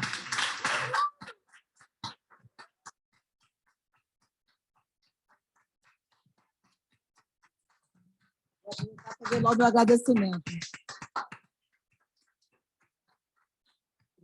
Obrigada a todos. A gente está aí com um horário bem apertado, mas não deixa de ser um carinho, né? Esse afeto que a gente tem de mulheres de luta é fundamental para a gente. E dizer que não tem como ter esse processo de transição sem que leve todo o povo junto, sabe? É caber todo mundo mesmo de uma maneira que não dá para entender, não só da democracia, como a história da Marielle, como a gente vive hoje enquanto política pública, enquanto gestão, enquanto tudo que se vive de mazela nesses 4 anos do Brasil. Então, é uma coisa nociva que está se vivendo. Né? E é uma aula, imagina, a gente não ia falar nada, imagina. E eu estou muito honrada. Acho que eu fiquei assim, sabe, meio encolhidinha aqui, porque é um tema que eu também não domino, tá? Eu domino outras coisas, eu tenho uma rebeldia assim, nada, não, é de vida mesmo. Então, é dizer que nós vamos estar juntos, sim. Esse simbolismo que a gente traz, né, de mulheres, de homens querendo sobreviver, né? Essa população negra que está sendo abatida como bichinho, né? Que eles matam todo dia e não atiram para depois perguntar por quê. É difícil a gente não ter uma transição a nível de justiça, democracia, entendeu? E gestão pública para que se tenha um mundo melhor, um Brasil melhor, com esses 4 anos, está nas nossas mãos.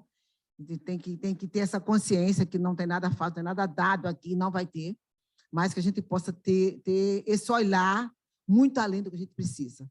Né? Ter muita força, ter aí, entendeu? Um conjunto, entendeu?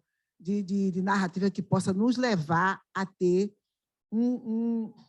sabe, uma coisa que não ultrapasse o humano, mas que tenha cada vez mais, entendeu? Lutas constantes para se chegar a uma democracia melhor e conseguir tirar realmente tudo que a gente tem de ruim nesse poder que a gente está vivendo nesses 4 anos. Então, é fundamental isso, e dizer que a gente está aqui, vou estar junto, entendeu? Estou passando um processo aí meio complicado de saúde, mas vai resolver também, e dizer que vamos estar juntos sim, qualquer coisa, Alessandra, obrigada por tudo. Eu tenho me emocionando porque trazer Marielle, trazer essa história, trazer mulheres como a gente, trazer semente, legado, memória, entendeu? Não só da Marielle, mas que todas as mulheres estão sendo totalmente hoje, né, com esse feminicídio terrível que a gente vive dentro do Rio de Janeiro, dentro do Brasil inteiro, estar junto, continuar com viva a democracia, continuar lutando para que tenha um país melhor, mais igualitário, com mais igualdade, com tudo que a gente precisa dentro do que se possa ver enquanto até família, né? Porque a família hoje, quando você tira alguém, imagina, são 600 e poucas mortes, que não tem justificativa para isso, poderia ter a metade ou nem ter tanto quanto se tem, mas, enfim, é um desgoverno que não dá para entrar em detalhes aqui, e viva a democracia mais uma vez. Obrigada.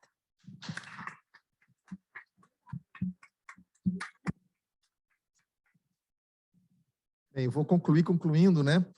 Mas primeiro eu queria fazer aquele tipo de programa de auditório. Eu queria mandar um abraço para o Júlio e para o Henrico, né? Porque o Júlio da NPR, a NPR aqui, de certo modo, fez que essa mesa se viabilizasse. E eu vou dizer para vocês que às vezes não é fácil dentro das nossas corporações conseguir que nos ajudem, inclusive economicamente, para fazer uma mesa tão radical. Maria está aqui graças ao Júlio, de certo modo, a gente tem que reconhecer isso. E mandar um abraço também para o Henrico, né, que é o PRDC aqui no Rio Grande do Sul, que é quem ofereceu a casa, e tem sido, na verdade, Henrico vale por 20, seria pouco falar dos méritos dele. Gustavo, então vamos lá. Você tocou num ponto fantástico, mas que não vai ser tratado amanhã, não, teria que resolver hoje. Então, não dá para fazer essa propaganda. Eu acho que a gente, na verdade, a resposta está contida em tudo que a gente falou aqui. O massacre do povo negro pelo sistema de justiça, inclusive pelos ministérios públicos, é parte da história do país, do racismo estrutural, dessas famílias que foram massacradas. É isso, é mais do mesmo. Por que não mexe com almas brancas da elite? Porque, como foi dito, é o sistema funcionando, né? O sistema de segurança do Brasil funciona para manter o apartheid, que beneficia as elites brancas, e, sobretudo, eu que acumulo todos os privilégios num corpinho só, né? Então, eu acho que é justamente sintoma de uma questão que é feita para ser assim. E por isso que é tão decepcionante quando as nossas instituições têm um mandato constitucional para romper com isso e, na verdade, atuamos para perpetuar. Esse é o tema de amanhã, mas só para dizer isso. E eu estou sempre buscando estratégias, pensando, tentando interpretar as coisas. E eu acho, eu vou voltar a falar, falei antes, vou falar agora, eu acho que o que aconteceu nesse país com o tema da Covid é a síntese dessa história. Era o pobre tem que continuar a trabalhar para o rico poder ficar em casa. Era, então, para o preto continuar a morrer, se contaminar no transporte público, para poder deixar com que os brancos fiquem em casa. Que os indígenas aproveitassem a Covid para matar mais indígena, e mais rapidamente, já que não tem sarampo, tem Covid, tem outras coisas. Então, eu penso que a gente tem que, talvez, utilizar a ideia do que foi essa necropolítica e do que é essa necropolítica em torno da Covid para ser o ponto de partida para discutir esse ciclo histórico de violações de direitos humanos no país. Porque a Covid atingiu desproporcionalmente as populações. As populações historicamente em situação de maior vulnerabilidade, curiosamente, foram as mais atingidas. Então, acho que isso aqui não tem uma única família que não viveu luto nesse país, né? Então, mexer com esse sentimento, mexer com essa alma para falar de coisa estrutural, de coisa muito séria. Eu acho que a gente tem uma janela de oportunidade, a gente tem que ser muito inteligente para lidar com isso. E aí vem o tema, que eu sei que você quer ir embora, de quem matou Marielle. isso tem tudo a ver com o que estamos falando de pactos de elite. E aqui, a gente nunca conversou sobre isso, não nos conhecemos pessoalmente. Eu vou ser muito sincero, eu tenho muita dificuldade de achar, e eu falo isso com o conforto de quem falou isso na semana seguinte, porque eu fui ao Rio de Janeiro, eu estava na PFDC e eu fui ao Rio de Janeiro, fiz uma reunião com organizações de sociedade civil, participei, e eu falei isso. Eu tenho muita dificuldade de achar que em qualquer lugar desse país, em qualquer estrutura, nós vamos saber quem mandou matar, sem que a gente recorra, eventualmente, a entidades internacionais, a organismos internacionais. Eu acho que esse caso, como Maria falou, o Estado brasileiro é responsável, tem uma responsabilidade institucional. Mataram uma agente política, né, por sua atuação política, com a conivência do Estado, por força das milícias, que é o parapolicialismo. Então, a responsabilidade do Estado transborda por todos os poros. Eu continuo achando, talvez porque esteja viciado com essa experiência da Bolívia e por ter conseguido trabalhar o tema de Herzog e de guerrilha do Araguaia na jurisdição internacional, de que a gente deveria pensar em jurisdição internacional para tentar descobrir quem matou Marighella. O pacto de elite é muito forte para ser rompido também nesse caso. É meu temor, eu falo isso com muito sofrimento, mas com meu temor, né? E aí eu vou para o que Maria falou, né, da Operação Radar. A Operação Radar foi a operação de perseguição ao PCB, que não pegou em armas na ditadura, mas no final do período ditatorial, preparando para a transição, a ordem foi eliminar os quadros do PCB, quando matam Manuel Fiel Filho, matam Herzog, né? E, só para dar um dado, a Corte Interamericana de Direitos Humanos analisou a Operação Radar e declarou: isso aqui é claras evidências de crimes contra a humanidade foram cometidos no Brasil, porque é a perseguição sistemática desses opositores, e aí transborda para toda a repressão. É justamente a Operação Radar, que eu não sabia que seu pai tinha sido preso dentro do contexto da Operação Radar. Então, é como tudo se fecha, que é a mesma operação que levou ao assassinato de Vladimir Herzog. Por fim, é dizer isso: a repressão existe para proteger os interesses econômicos da elite, esse canal. A crise democrática, que Gustavo falava, é a crise do capitalismo.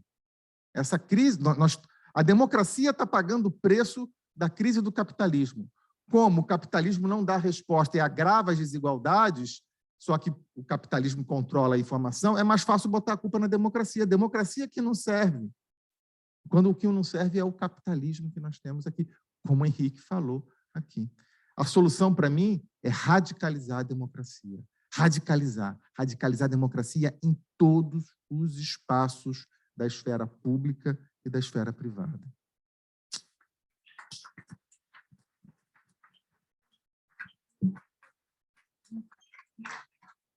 Muito obrigada, então. A gente encerrou então a nossa atividade. Obrigada pelo comparecimento.